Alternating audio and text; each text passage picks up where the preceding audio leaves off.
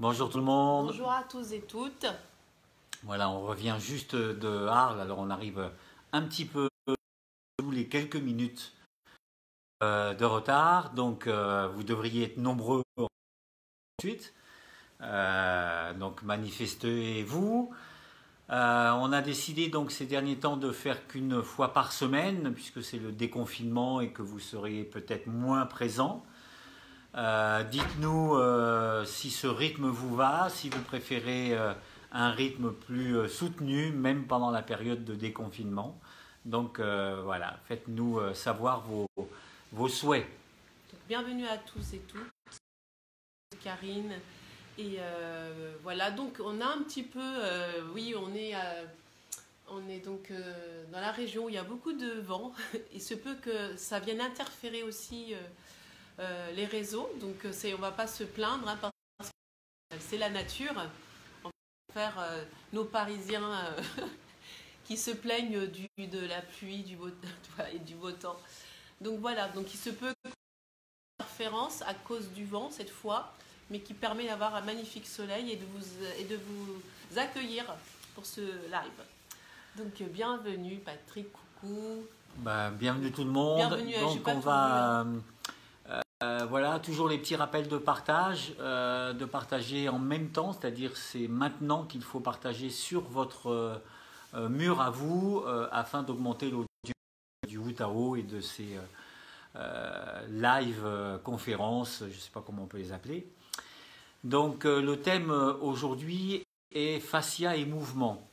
Alors c'est un terme assez large, donc vous n'aurez pas de nous des précisions de spécialistes, chirurgiens qui a étudié les fascias, etc., etc., mais plutôt de personnes qui ont perçu dans le mouvement une qualité de mouvement dans lequel on donne la référence au fascia. Je vais m'expliquer un petit peu plus clairement peut-être.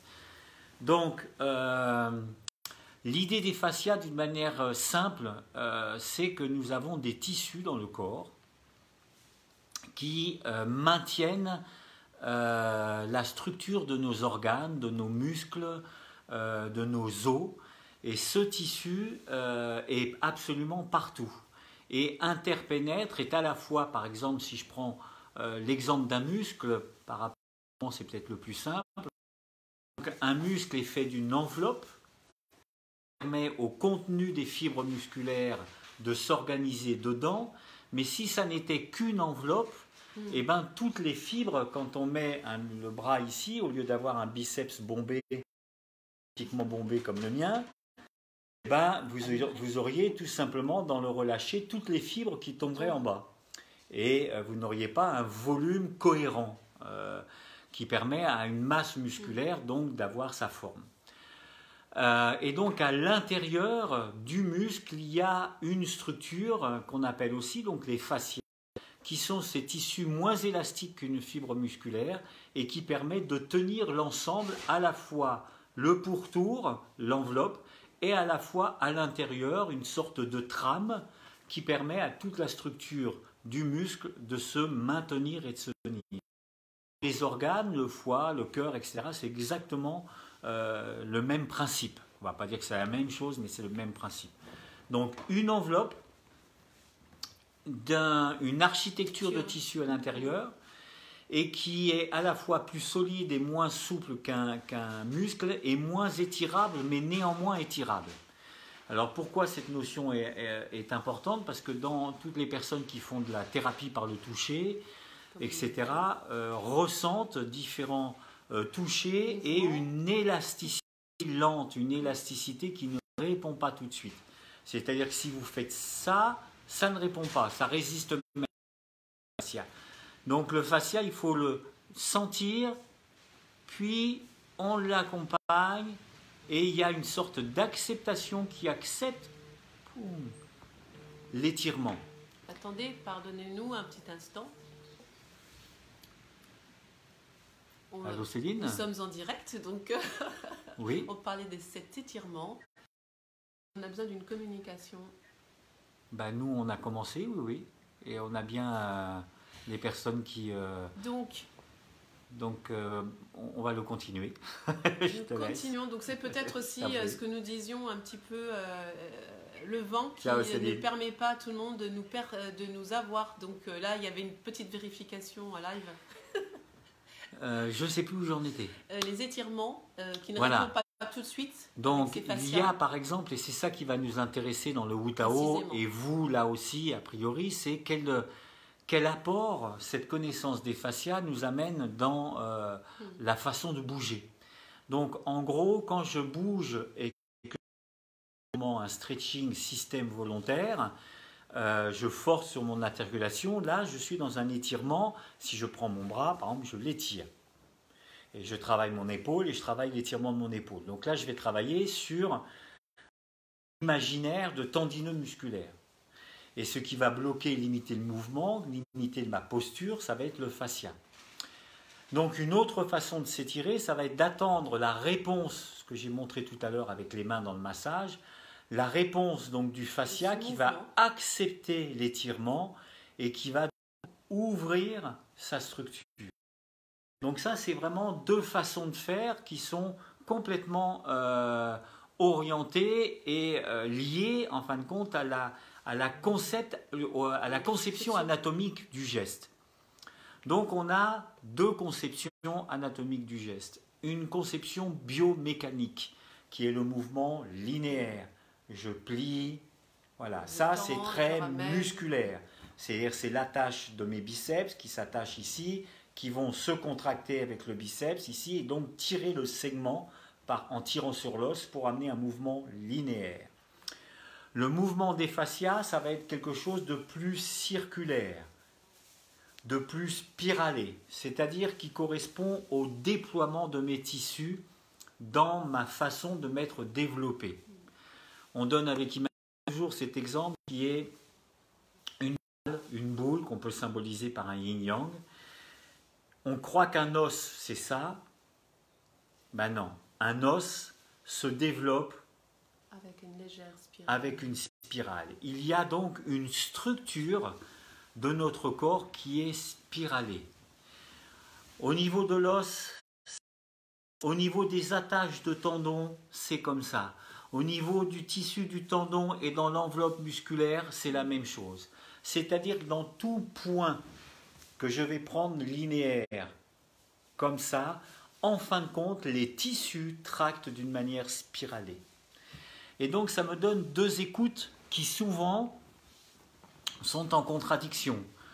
Des contradictions psychologiques, sociales, tout simplement. C'est-à-dire, il y a les pro-mouvements linéaires et les pro-lâchés, fluides, spirales, etc. Mouvement spontané. Mouvement spontané. Donc dans le Wu Tao, nous, on dit c'est les deux. C'est-à-dire c'est à la fois la spirale, la sphère et à la fois les lignes de force qui font qu'une horloge nous donne l'heure. Donc dans le Wu Tao, on est à la fois sur ce mouvement sphérique et spiralé et à la fois la nécessité d'une attention pour sentir et même faire apparaître ce qu'on appelle les lignes de force. D'accord ? Donc deux notions d'anatomie du mouvement qu'il est important d'intégrer. Donc c'est ça qui nous intéresse le plus. L'autre notion, c'est l'idée de squelette mou. Oui, on va de structure. Alors par rapport à ce qu'on vient de dire, c'est même pas par rapport, c'est pour continuer de cheminer, en tout cas d'aller plus avant. Eh bien, c'est d'avoir cette notion de, non pas du squelette qui est ce qu'on a d'habitude, de la structure des squelette os, osseux. Du squelette osseux, mais c'est en Wu Tao précisément cette structure et que nous appelons le squelette mou. C'est-à-dire toutes ces structures des fascias, y compris qui se mêlent au tissu même des organes, au tissu des muscles qui vont s'attacher, et les tendons qui vont s'attacher sur les os, et les os eux-mêmes. Donc d'avoir cette notion, et nous bougeons beaucoup avec cette structure. Donc on va vraiment plutôt poser notre regard, notre attention, notre conscience en mouvement dans sa globalité, ce qui revient toujours à toucher le mouvement dans la globalité. Le fait qu'on soit sur un squelette mou et non sur un squelette dur et dans lequel on a plutôt été éduqué que notre squelette était quelque chose de rigide et qui ne bougeait pas. Or, on sait par l'ostéopathie, par les fascias, des techniques aussi actuelles, que nous avons ce mouvement qui se met, qui bouge. Donc on est vraiment sur cette structure et ce squelette qui bouge à volonté. Et que notamment, il y a un chirurgien qui l'a mis en évidence, on vous retrouvera. Garde ça, mon cœur. Donc je le garde pour plus tard. Voilà. Juste avant, pour préciser ça, la croyance populaire nous fait croire que la structure du corps, c'est la structure osseuse. Voilà. Or, en pure étude biomécanique, la structure du corps, ce sont les fascias. Et donc, au niveau des doctorants qui font des études, ils cherchent à mettre en 3D et en informatique, etc., des représentations de tous les mouvements et de toutes les tractions de ces tissus. C'est très très compliqué au niveau des équations mathématiques parce qu'en fin de compte, un fascia est complètement chaotique et tire de partout. Et une autre notion dont Immanou va vous parler juste après. Donc cette idée-là de la structure en fin de compte du corps, elle est fausse, ce n'est pas l'os. La structure du corps, c'est ce qu'on a nous appelé d'une manière pédagogique le squelette mou. C'est-à-dire c'est cette partie où tous les tissus sont posés sur une structure, bien sûr, mais qui vont faire ce qu'on appelle la structure biomécanique, et c'est pour ça que ça s'appelle biomécanique et pas seulement mécanique. Donc, il faut bien, et donc ce biomécanique qui fait qu'il y a une globalité, le principe de tenségrité, qui est faite par les fascias. Le principe de tenségrité, c'est un principe qui vient plus de l'architecture, mais qui peut se retrouver décliné dans d'autres domaines, et qui est qu'une charpente se tient par des lignes de force et qui fait qu'elle a une tenségrité. C'est-à-dire que si on bouge, on appuie sur la charpente ici, toutes les lignes de force sont répercutées et fait la solidité d'une charpente. Et donc il y a une réponse, une sphère, un ballon, il y a une tenségrité. J'appuie sur une partie du ballon, il y a un effet sur l'ensemble du ballon, etc., etc. Donc dans le Wu Tao, on insiste beaucoup sur ce principe de tenségrité. Donc le principe de tenségrité dans le mouvement, ça n'est pas l'idée mécanique de l'anatomie qui va nous le donner, mais c'est l'idée biomécanique de la structure molle que représentent les fascias. Et quand je dis structure molle, ce n'est pas tout à fait vrai, puisque même la peau des os et l'intérieur des os sont du fascia. Donc c'est ça qui donne la structure et qui donne la globalité. Si je veux avoir un mouvement vraiment global, ça sera par une harmonie, une union de la mécanique linéaire à la biomécanique tissulaire dans la conception et dans la philosophie du geste. Donc ça, c'est une autre chose vraiment qui est très très importante. Et là où je vais laisser la parole à Immanou, c'est la difficulté de mise en place pour se représenter le fonctionnement des fascias, c'est qu'on a découvert très très récemment, c'est qu'il n'est pas seulement fixe. Et là, je laisse la parole à... S'il était des tissus qu'il y avait dans ce sens-là, plein de tissus partout avec des attaches et qu'on pouvait mettre en équation et en informatique tous ces tissus, la façon dont ils sont constitués, on va y arriver un jour, hein.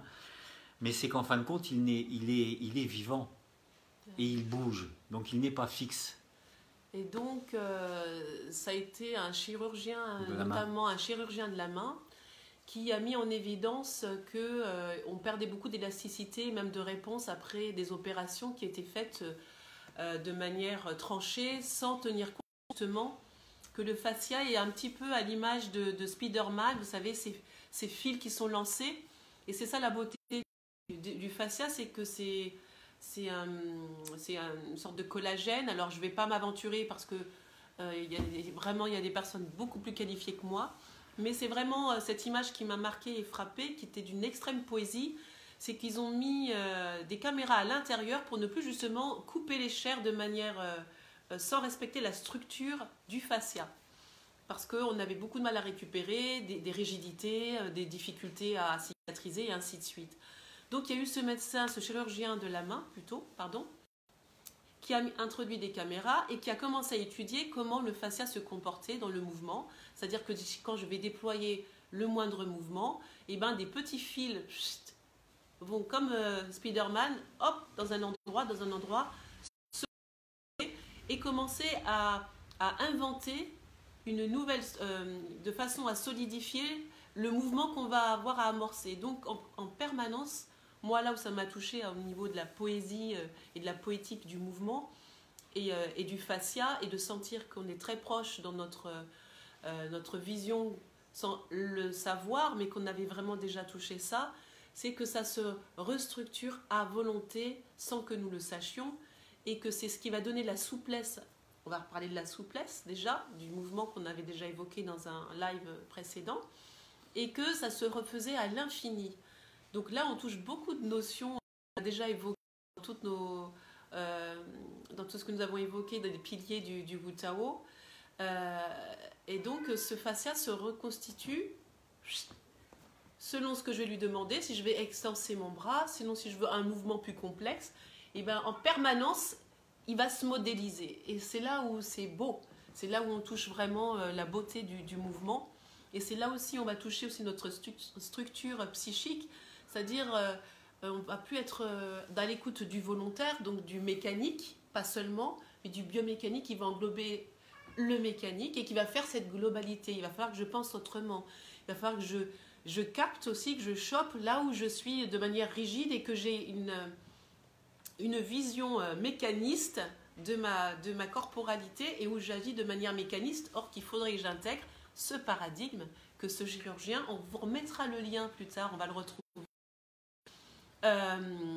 que ce chirurgien a mis en évidence, et qui nous a permis de mettre en mots, de dire, en tout cas de valider, même si on n'en attendait pas cette validation, mais qui est venu corroborer et qui a mis en évidence ce schéma-là, et qui nous permet même d'appuyer sur cette pédagogie particulière, de ne pas se conforter sur l'apparence des choses, c'est-à-dire le mécanisme et le côté mécaniste de notre corporalité, donc de venir imposer au corps des lignes et des droites, donc de faire le lien dans notre façon de nous aborder, dans le mouvement, et de commencer à penser dans ce paradigme autre, nouveau, parce que c'est pas qu'il est nouveau en soi, mais c'est qu'il est nouveau d'appréhension.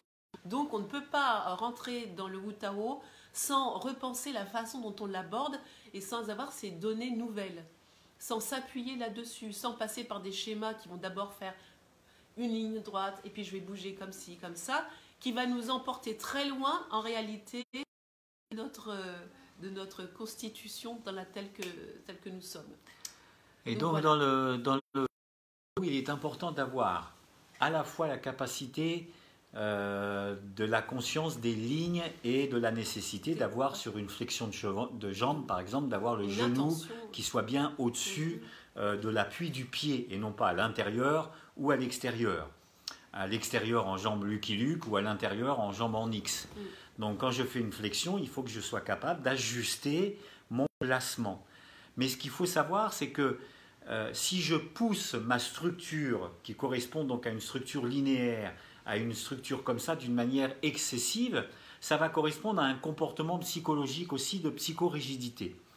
Et donc ça va se traduire simplement dans le mouvement, je ne vais pas m'étendre dans d'autres domaines, mais simplement dans le mouvement, à un moment, quand je m'entraîne comme ça, même quand je suis danseur, ou quand je fais de l'athlétisme et que je fais de la musculation linéaire, eh ben, je vais développer des pathologies, des tendinites, ça va commencer comme ça généralement, parce qu'il y a une utilisation excessive d'une manière linéaire d'un même mouvement répétitif qui amène les tendinites. À la même chose que la robotique, parce qu'il y a un lien, la robotique d'un même geste, oui. Pas forcément si fatigant que ça, mais la répétition d'un même geste en robotique, en usine, va amener des pathologies de tendinite, d'inflammation, etc., etc. Et ça, même sans poids, sans performance et ainsi de suite.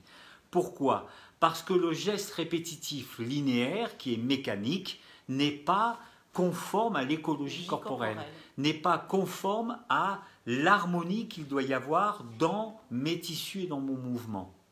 Mais inversement, si je me laisse aller qu'à du mouvement spiralé, à un moment, je vais manquer d'efficacité. Parce que ma poussée de jambe, si je veux faire du sprint, il faut aussi que mon genou soit bien au-dessus de mon pied lors de la poussée, parce que s'il part à l'intérieur, je perds au niveau des lignes de force de la poussée qui ne se transforme pas en foulée. Donc ça, c'est des notions importantes. Et en Wu-Tao, qu'est-ce qu'on dit? On dit que c'est l'équilibre qui est important. C'est pas d'avoir un combat philosophique à dire etc. ou tout spiralé et circulaire. Non, c'est que ce qui est important, c'est d'intégrer. C'est-à-dire, je dois savoir la ligne de force. Je dois aussi où je vais. sentir le mouvement spiralé. Et comme par hasard, comment on rééduque, comment on soigne aujourd'hui quelqu'un qui a une tendinite, par exemple au coude, à force de faire ce mouvement-là, où je prends un objet, je le mets là, je fais ça, etc. Et bien on réinstaure du mouvement spiralé.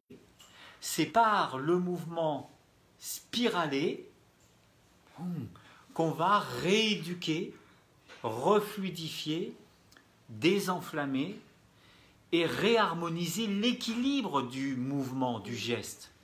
C'est aussi important parce que ça permet de mettre en évidence aussi la façon dont on se perçoit, la façon dont on est perçu et la façon dont on perd la conscience de ce que nous sommes.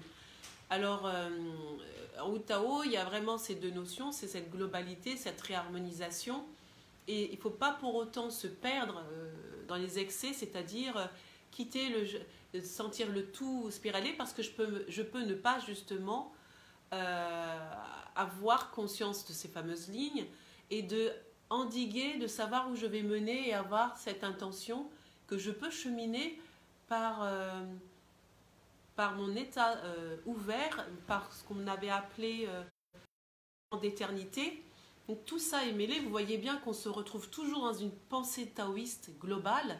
C'est vraiment tout et tout en même temps, c'est pratiquement, on vous amène tout doucement à voir d'une manière fractale, mais où on pousse très très loin, c'est-à-dire que ma façon psychorigide a une influence dans mon mouvement, mais si je répète mon mouvement de manière rigide, je vais avoir une influence sur ma psyché.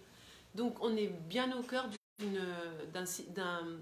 d'un principe de globalité et d'équilibre et de changement en permanence, et d'avoir la capacité d'accueillir le changement en permanence, donc de ne pas être dans une rigidité structurelle, quel que soit le tout spiralé ou le tout linéaire, pour avoir cette vision, vraiment se poser dans cet espace. Et là on touche à la façon dont nous avons été nous avons reçu et perçu une éducation quelle qu'elle soit, ou un formatage quel qu'il soit. Pour terminer un petit peu ces explications, je peux vous donner aussi l'exemple, je reprends encore mon bras, où j'ai un muscle concentrique ici qui est le biceps, qui va donc se concentrer, donc se raccourcir, tirer sur ses attaches et permettre ce mouvement qui est de ramener l'avant-bras, la main, vers l'épaule. On pourrait croire que ce qui est important, c'est d'entraîner ce muscle-là pour augmenter la rapidité de flexion, par exemple, de mon coude. Mais c'est oublier que ce muscle-là, il permet la précision de ce geste, d'accord ? Parce qu'il y a des muscles antagonistes, c'est-à-dire qu'ici j'ai les triceps qui, dans le mouvement de flexion, vont aussi avoir un rôle, qui est un rôle qui permet le contrôle. Parce que si je n'avais que ça, ça donnerait ça. C'est-à-dire, je me serais mis une baffe, comme je viens de le faire, démontrer. Donc, on ne recule devant rien quand on est pédagogue, vous voyez ? Donc, les muscles antagonistes. Le muscle antagoniste va me permettre de faire ça et d'arriver avec précision à arrêter le mouvement à l'endroit où je le veux. Donc, quand j'entraîne un muscle pour augmenter, je dois relâcher celui-ci. Mais à un moment, si j'entraîne trop la performance de mon biceps sans muscler les antagonistes, je vais avoir un mouvement au niveau de l'articulation qui va se déséquilibrer et qui va créer ensuite des pathologies. D'accord ? Donc, souvent, si je fais la même chose au niveau des cuisses, les problèmes de genoux viennent souvent d'un déséquilibre entre les quadriceps, qui sont les muscles que vous avez devant ici, et les ischios, avec les ischio-jambiers que vous avez derrière ici. sont très Et puissants. donc, c'est l'équilibre de ces deux masses musculaires qui vont permettre un maintien, en fin de compte, confortable, on va dire comme ça, du genou. Donc, ça, c'est tout le monde connaît ça aujourd'hui, les préparateurs physiques, etc. Même les mécanistes, hein, tout le monde connaît ça. Mais ce qu'on rajoute, nous, là, dans le Wu-Tao, entre mouvements issus de l'anatomie mécanique et de l'anatomie biomécanique, c'est-à-dire biofascia, eh ben, c'est qu'il y a un équilibre entre le mouvement linéaire et le mouvement spiralé. Et que ma façon d'amener ma main ici, plutôt militaire, est une façon différente, Artistique, plutôt poétique. spiralée. Mais les deux, pour pouvoir avoir une précision après un endiguement, sont nécessaires. Pour avoir la précision, j'ai besoin de sentir les lignes de force linéaires. Je les sens, je sens le triangle, même si je distribue ça dans un cercle, etc., etc. Et on a été un peu plus loin en Wu-Tao, c'est qu'on a été dans ce biosentiment, que tout ça porte quelque chose de fort, et qui est l'essence du Wu-Tao, c'est le biosentiment, c'est-à-dire que dans ces tissus, dans ces os qui sont du tissu un peu plus dense, dans ces tissus mous, dans ces organes, sont aussi gardés des parties de nos vies, des parties de nos émotions. On sait aujourd'hui que quand on refoule, l'idée Ça du ne va pas nulle refoulement part. dans l'inconscient, en On fin le de compte, stocke. dans tous ceux qui font des thérapies manuelles savent, et aussi Willem Reich avec les cuirasses corporelles, en fin de compte, quand on refoule des émotions, cette énergie, puisque il faut parler d'énergie, cette énergie, en fin de compte, se stocke dans une structure corporelle qui est la cuirasse corporelle, décrite par Willem Reich, qui est ces sensations que les thérapeutes manuels sentent sur les mains de plaques, où à un moment ils ont une plaque, et une plaque qui refuse à se fluidifier. Elle bloque, elle maintient, etc., etc. Il faut lui faire des propositions jusqu'à ce qu'elle accepte le mouvement, de se remettre en mouvement. Et quand elle se remet en mouvement, généralement, l'énergie enquistée des tissus que sont les fascias, à ce moment-là, se libère, et se libère souvent avec une prise de conscience mentale, intellectuelle, ou pas, ou simplement dans un revécu émotionnel. Voilà. Donc il y a vraiment cette...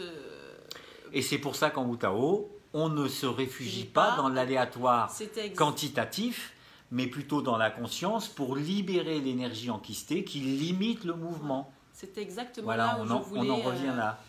Où je voulais en revenir, c'est ce fameux aléatoire quantitatif. On ne peut pas se permettre de